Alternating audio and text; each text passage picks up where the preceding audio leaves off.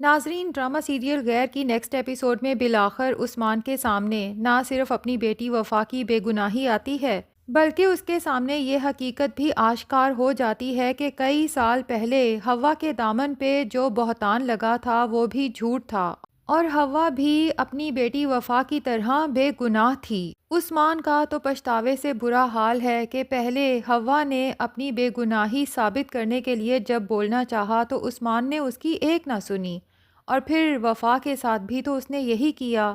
نہ تو وہ اچھا شوہر بن سکا، نہ ہی اچھا باپ بن سکا۔ اس کی بیٹی کتنا روئی تھی، تڑپی تھی، لیکن عثمان نے وفا سے زیادہ شفا کی بات کا یقین کیا۔ اب عثمان کے دامن میں سوائے پچھتاوے کے کچھ بھی نہیں ہے، اور وہ یہ سوچتا ہے کہ میں کس طرح سے وفا کا سامنا کروں گا اور آخرت میں حوا کا سامنا کیسے کر پاؤں گا۔ اب دوسری طرف تحریم اور شفا کی حقیقت دادا پر بھی کھل جاتی ہے۔ بہرحال ساری حقیقت کھلنے کے بعد عثمان سے تو وہاں رکا ہی نہیں جاتا، نہ ہی اپنی بیٹی کا سامنا کیا جاتا ہے، وہ تو فوراً وہاں سے چلا جاتا ہے، جبکہ وفا اس سب کے بعد بہت پریشان ہو جاتی ہے۔ تہذیب اسے حوصلہ دیتی ہے اور اسے یقین دلاتی ہے کہ سب کچھ بہت جلد ٹھیک ہو جائے گا، لیکن وفا کہتی ہے کہ ثالث، تو تہذیب وفا سے کہتی ہے کہ تم ثالث کی بھی فکر نہ کرو، اسے میں خود سمجھاؤں گی۔ دوسری طرف ثالث بھی تو بہت پریشان ہے کیونکہ وہ کسی فیصلے پہ پہنچ ہی نہیں پا رہا۔ وفا سے کہتا ہے کہ آخر یہ آنکھ مچولی کا کھیل کب تک چلتا رہے گا۔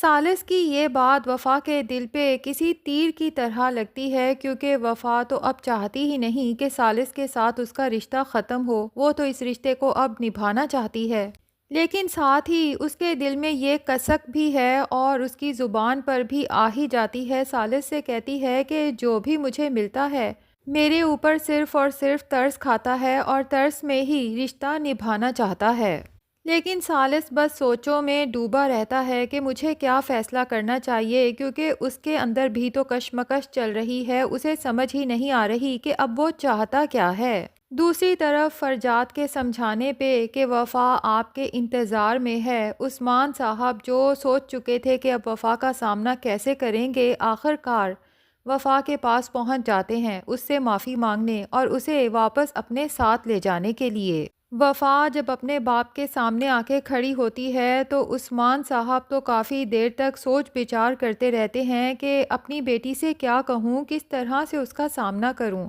آخر بہت حوصلہ جمع کر کے اپنی بیٹی سے معافی مانگتے ہیں اپنے کیے کی، اور پھر ثالث، تہذیب اور جہانگیر کو بتا دیتے ہیں کہ میں اپنی بیٹی کو یہاں سے لینے آیا ہوں، اب میری بیٹی آپ کے راہ میں کبھی بھی حائل نہیں ہوگی، اور ثالث کو خاص طور پہ مخاطب کر کے کہتے ہیں کہ ثالث، اب ہماری طرف سے تم اس رشتے سے آزاد ہو۔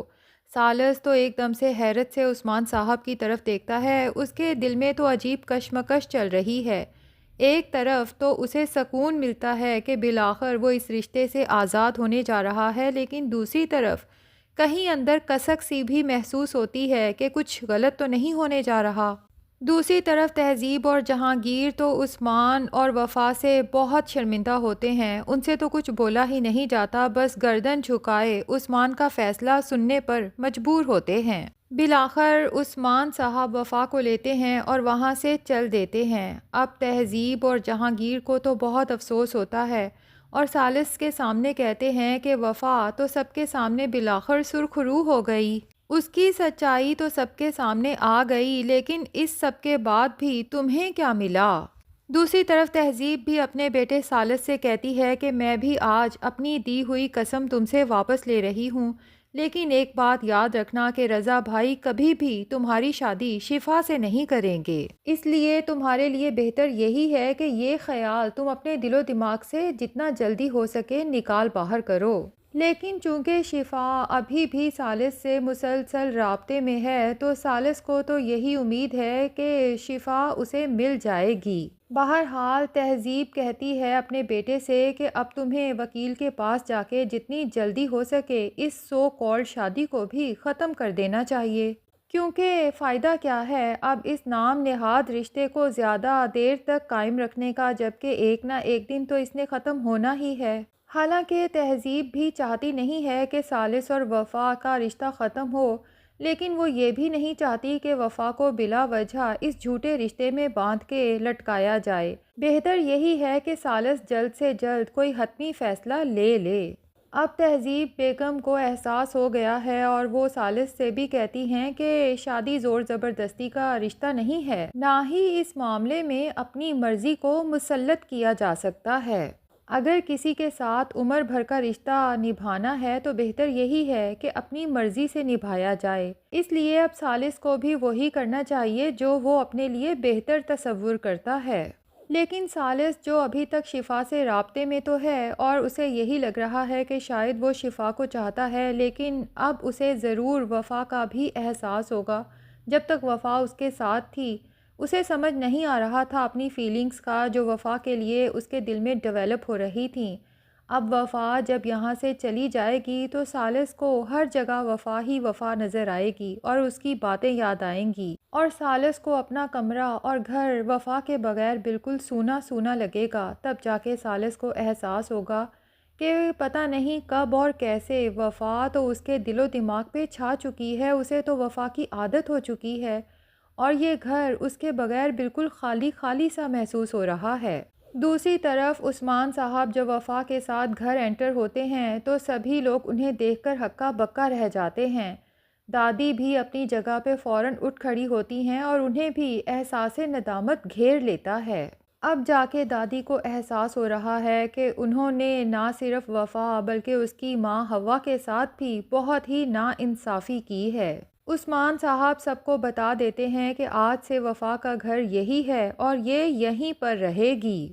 لیکن عثمان کی بیوی یعنی کہ وفا کی سٹیپ مدر جب عثمان کا یہ فیصلہ سنتی ہے تو وہ تو غصے سے آگ بھگولا ہو جاتی ہے اور دو ٹوک اپنا فیصلہ سنا دیتی ہے کہ میرے ہوتے ہوئے یہ لڑکی یہاں پر ہرگز نہیں رہ سکتی، فوراً سے پہلے اسے اس کے گھر پہ چھوڑ کے آؤ۔ اب اچھی خاصی تکرار شروع ہو جاتی ہے۔ عثمان اپنی بیوی کو سمجھانے کی کوشش کرتا ہے لیکن وہ اکڑو عورت تو عثمان کی کوئی بات سننے کو تیار ہی نہیں۔ لیکن عثمان فیصلہ کر چکا ہے کہ وہ وفا کو یہاں لایا ہے تو اس گھر میں اس کی جگہ بھی ضرور بنائے گا، لیکن فی الحال تو وفا کو اس کے سوتیلے بھائی کے کمرے میں رکھا جاتا ہے۔ اب وفا جب اس کمرے میں بیٹھی ہوتی ہے تو وہ سوچتی ہے کہ عثمان کے کہنے پہ وہ یہاں آ تو گئی ہے، لیکن یہاں آ کر تو اسے مزید تنہائی کا احساس گھیر لیتا ہے اور اسے بری طرح سے ثالث کی یاد آتی ہے۔ دوسری طرف ثالث کا بھی یہی حال ہوتا ہے۔ وفا کے جانے کے بعد تو اسے بھی مسلسل وفا کی یاد گھیرے رکھتی ہے۔ جبکہ شفا کو پتہ چلتا ہے کہ وفا گھر واپس آ گئی ہے تو فوراً اس کے کمرے میں جاتی ہے اور اسے اچھی خاصی جلی کٹی سناتی ہے۔ وفا ہرٹ تو بہت ہوتی ہے لیکن وہ بھی کیا کرے۔ دوسری طرف عثمان تحریم کی بھی جا کے اچھی خاصی خبر لیتا ہے اور اسے سنا ہی دیتا ہے کہ تمہاری وجہ سے تمہارے اپنے بھائی کی زندگی تباہ ہو گئی۔ تحریم بھلا کہاں جھکنے والی ہے، اپنے بھائی کو کہہ دیتی ہے کہ اب مجھ پہ کون سی دفعہ نافذ کرنے آئے ہیں، تو عثمان صاحب کہتے ہیں کہ بنتی تو تمہارے لیے سزائے موت ہے، کیونکہ تمہارے حسد کی وجہ سے میری تو پوری زندگی داؤ پہ لگ گئی، تباہ و برباد ہو گئی۔ تو ویسے تحریم جس نے اتنی زندگیاں خراب کی ہیں، دیکھا جائے تو اس کی اپنی زندگی کون سا اچھی گزری ہے، ساری زندگی حسد کرتے جلتے کرتے ہی گزری ہے۔ دوسری طرف اب عثمان وفا کا بہت خیال رکھے گا، اس کو اپنے گلے سے لگائے گا۔ وفا کو بھی بہت خوشی ہوگی کہ بالآخر اسے اس کے باپ کا پیار مل گیا۔